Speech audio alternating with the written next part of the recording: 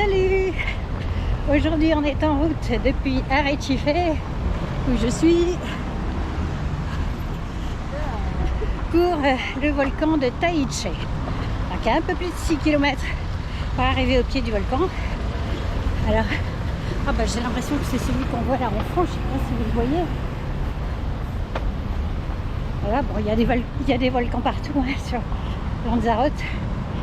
Et celui-là est pas mal. En tout cas, c'est le principal depuis Arrecife. Donc on y va. Je suis obligée de suivre la route pour aller jusqu'au pied du volcan. Vous voyez, il y en a plein d'autres. Le nôtre, il est là. Petit zoom. Voilà. Donc bon, c'est pas la meilleure partie du trajet, mais heureusement, ils ont aménagé pistes cyclables et pistes piétons. Donc ça, c'est agréable. Et puis en plus, les conducteurs ici sont pour la plupart plus aimables que la plupart des conducteurs de Paris. Plus civilisés, disons. Ils vous laissent passer quand vous arrivez devant un passage piéton. Voilà, ça, c'est bien agréable. Voilà, de l'autre côté, on voit la mer. 3 km. Donc il en reste 3 pour arriver là.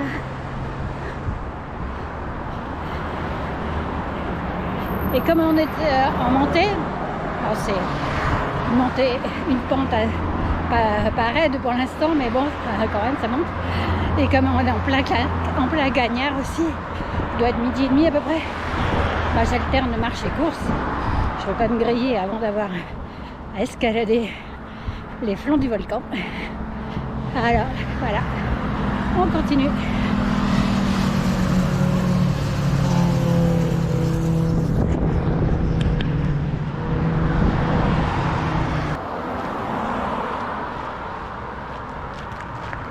Le volcan, il est où?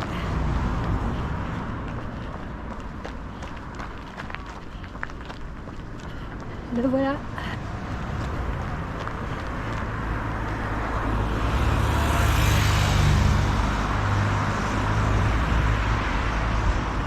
Là, j'ai fait plus de 4 km et demi. Il y a encore 1 km et demi normalement pour être au pied de ce beau volcan. Et après on grimpe. On est tout proche. Je fais une petite pause dans la seule ombre que j'ai pu trouver. L'ombre de ce mur surmonté d'une drôle de sculpture mobile. Ah oui, qui a son pendant ici.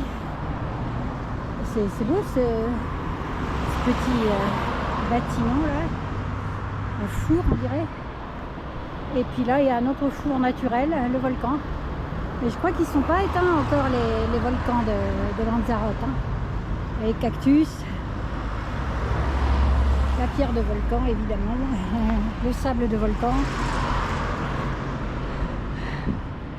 Donc je continue à me diriger jusqu'au pied du volcan. Là on est tout proche.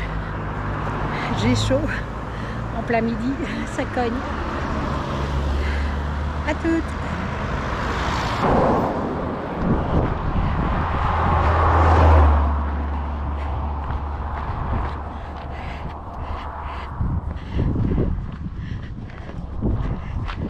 Voilà, nous sommes au pied. Alors, ici, je vais faire une petite pause pour changer d'équipement. Là, je vais partir par là et puis monter. Et en fait, mon homme, il y est allé hier à VTT, parce que lui il fait du VTT, moi je fais du trail, et donc on ne fait pas les trucs ensemble, évidemment. Lui il est allé ensuite beaucoup plus loin, mais il est monté au volcan à VTT, et il m'a dit fais attention parce qu'il y a c'est de la pierre, oui c'est de la pierre volcanique, et en fait elle est très légère et elle glisse sous les pieds beaucoup, donc il m'a dit fais attention, donc sachant que j'ai pas le droit de tomber normalement à cause de mon ostéoporose, donc il faut que je fasse attention. Et donc je vais sortir mes bâtons, j'ai emmené mes bâtons là. Et puis je vais ranger la caméra, donc je ferai des images avec mon téléphone. Ça sera plus plus simple et voilà. Voilà, je fais ça et je vous retrouve vraisemblablement à la cueva, à la grotte. À toutes.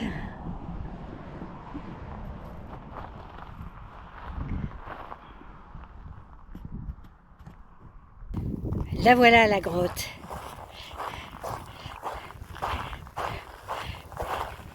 Une grotte à ciel ouvert.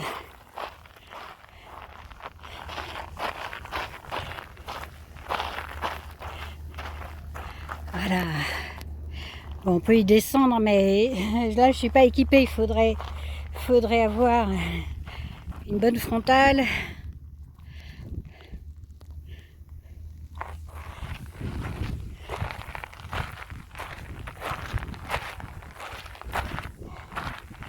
Allez voir ce qu'il y a au fond là.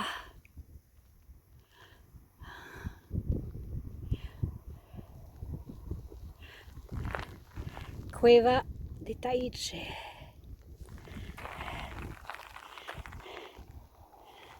Superbe. Et elle est au pied du volcan. Où nous allons monter maintenant. Déjà une belle vue. Le port, la mer.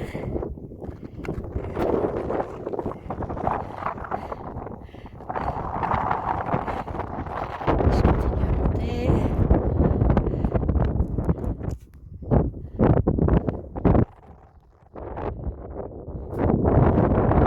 C'est pas trop difficile en fait.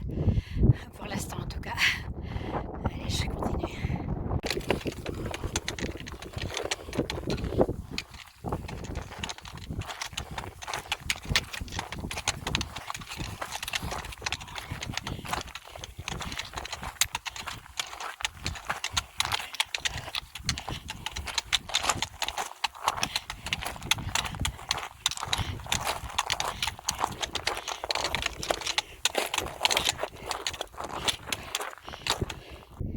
Bon bah c'est ici que prend fin mon but. Je n'arriverai pas au sommet du Taïche parce que voilà, j'ai commencé, bon là ça se voit pas mais la pente est bien raide et surtout très caillouteuse. Donc j'ai commencé à la monter et je me suis retournée et je me suis dit mais comment je vais descendre ça? Ça glisse terriblement, même avec les bâtons. Et je suis toute seule, il n'y a personne. Si je me casse la figure, je suis mal. Donc j'ai rebroussé chemin. Et toute la portion voilà, en fait, que j'ai redescendue, ça a déjà été difficile. J'y suis allée tout doucement. Donc voilà, on va dire que ce sera le trail jusqu'à la grotte Cueva Taïche. Du coup, je regarde mes plans et je change mon plan. Je vais, à défaut de monter tout en haut, je vais faire le tour du volcan. Ce sera un peu plus long, mais voilà, ça change et ça fait quand même une belle balade comme ça. Allez, on y va. Voilà, je continue la descente par l'autre côté donc. C'est super beau aussi. Et là, on a un tas de volcans.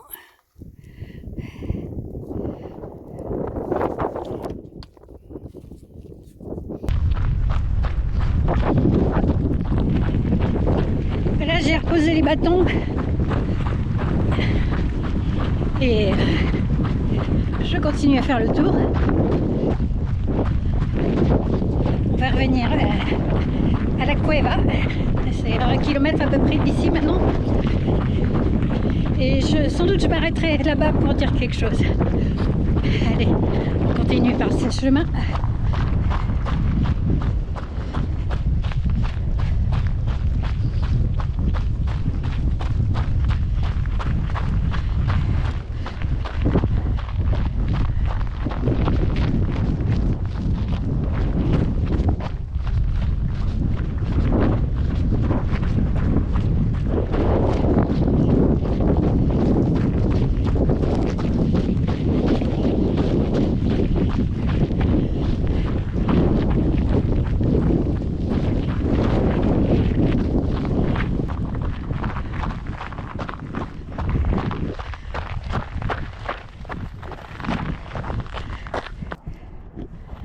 Alors ici, on a des petits villages de ce côté, les villages, et puis pareil, Tchéfé. Et là, toujours le volcan avec des petites pierres qui ressemblent à des troupeaux de moutons et des pierres blanches. C'est super beau. Je suis super contente.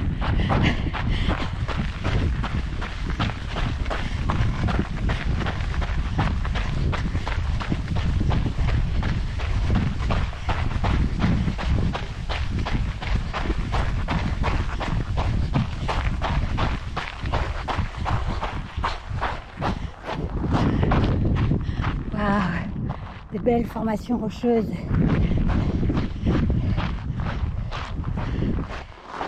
Ah bah du coup il va où mon chemin là?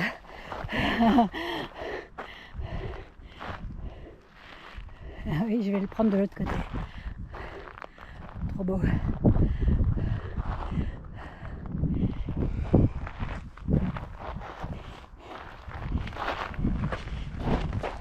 Tiens, on dirait que j'ai des ailes. Des grandes ailes. Ah, j'ai des grandes ailes. Alors.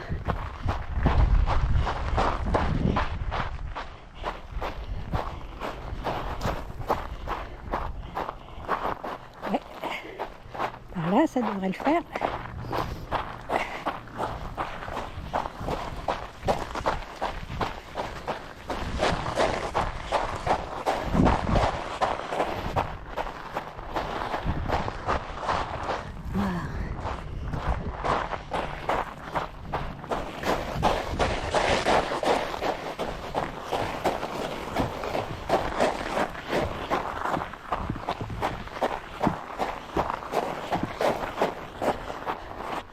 J'ai bien fait de faire le tour. Il y a des belles formations rocheuses. Voilà, retour à la grotte.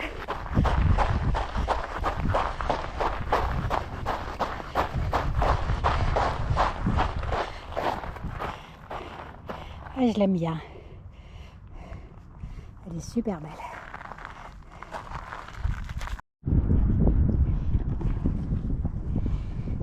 Alors, je m'arrête ici à la grotte. Parce qu'hier, dans mon run à Recife, le long de la mer, le long de l'océan, j'ai commencé à parler de ce livre que j'avais trouvé dans mon auberge. Et j'avais cité une belle phrase, la première phrase du début magnifique. Et là, j'en ai trouvé une autre en avançant, très évocatrice. Je vous la lis. Il bruine sur les hauteurs d'Alger. Les rues désertes sont livrées aux chats de gouttière que l'on devine, tels des jeans, en train d'opérer méthodiquement au fond des poubelles. Ah, ça, je trouve ça une superbe image, les chats de gouttière, comparés à des jeans qui sont en train de fouiller au fond des poubelles la nuit. Ah, d'ailleurs, est-ce que c'est la nuit ou c'est moi qui l'imagine? Quelques lampadaires épargnés par le vandalisme, Bigard à la chaussée de traînées jaunâtres. Oui, c'est bien, la nuit, c'est ça. Donc, je continue ce livre. Et je voulais vous dire quelque chose, c'est que, certes, c'est un bon livre. J'avais déjà lu un livre de Yasmina Khadra qui s'appelait L'Attentat. Et le problème, c'est qu'il me démoralise un peu. Enfin, il ne me démoralise pas parce qu'il m'en faut plus que ça, mais je le trouve démoralisant. Parce que les rapports humains, ils sont tellement laids, terribles, agressifs, hypocrites. Donc, bien sûr, il faut dénoncer tout ça. Mais, enfin, par moment d'ailleurs, on croirait qu'il parle de la France plutôt que de parler de l'Algérie, mais j'imagine bien qu'il parle de l'Algérie. Mais comme quoi, soit on a laissé à l'Algérie un héritage pas glorieux, soit on est pareil, tout simplement. Je trouve que les auteurs, c'est comme Houellebecq, donc oui, qui va dénoncer toute la misère de ce monde, la misère morale, la misère sexuelle, la misère morale. Bien sûr, ça existe, il faut le faire, Mais en fait, je le ressens pas comme une dénonciation, mais comme presque comme une justification. Voilà, le monde est comme ça. Et ce qui me manque, c'est l'échappatoire. Il n'y a pas d'échappatoire, il n'y a pas de beauté. Alors à part ces deux phrases que je vous ai citées, qui sont très, effectivement, qui sont belles, qui sont évocatrices. Sinon, on est tout le temps dans la noirceur, l'agressivité, la vilainie. Alors bon, j'en suis que même pas à la moitié du livre. Hein. Peut-être que la grâce va venir plus tard. Mais voilà, je me dis quelquefois, je pense à Platon qui critiquait les poètes, qui trouvait qu'il n'avait pas le droit enfin, qu'il était mal placé dans la cité parce qu'il corrompait la jeunesse. Bah, en fait, oui, quand on fait de la littérature comme ça, c'est désespérant et je trouve pas que ça aide. Moi-même, j'ai écrit des choses pour dénoncer, hein, évidemment, mais j'ai aussi écrit, soit dans les mêmes œuvres qui dénonçaient, soit dans d'autres, des textes qui exaltaient la vie, qui exaltaient la joie, le bonheur, l'amour. L'amour tant physique que l'amour du cœur. Tout ça, c'est tellement important et ça m'ennuie quand les auteurs l'oublient. Je trouve que ça n'aide pas les peuples. Ça donne une idée méprisante des hommes et ils ne la méritent pas. Voilà, pour l'instant c'est ce que j'ai à dire. Alors, peut-être que le livre va me faire changer d'idée et qu'il sera... Non, il ne me fera pas changer d'idée, mais peut-être qu'il sera plus gracieux que jusqu'à présent quand je l'aurai terminé. On en reparlera. Je fais cette petite pause dans cette grotte que j'aime décidément bien. Voilà, je vous montre la mer à l'horizon, l'océan. Vous voyez, quand je traduis Homère, c'est ça mon grand bonheur. Il décrit des choses terribles. Là, en ce moment, je suis à l'Iliade, puis même dans l'Odyssée. Le voyage d'Ulysse, il est compliqué. Mais donc, il décrit la guerre et des choses terribles, mais avec tant de beauté. Tant de beauté que ça donne foi en l'humanité, ça donne foi en la vie. Et voilà, c'est ça, on a besoin de la beauté et de sentir l'amour qui vient de l'auteur. C'est pour ça que j'aime Homère. Homère, quand j'étais très jeune, je sais pas, j'avais 20 ans peut-être même plus jeune que ça, je sais pas. J'avais rêvé que je le rencontrais et qu'il me donnait sa tête à manger. Il y avait des fils multicolores qui sortaient de sa tête et que je devais manger. Maintenant je comprends, c'est les fils du verbe, du récit, de la poésie. Et maintenant je les mange en les traduisant. Voilà, je le vois un peu partout où je suis. C'est ça aussi la grâce.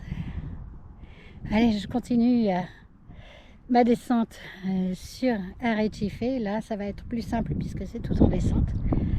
Et à plus. Et voilà mon homme qui me rejoint. Ouais. Allez.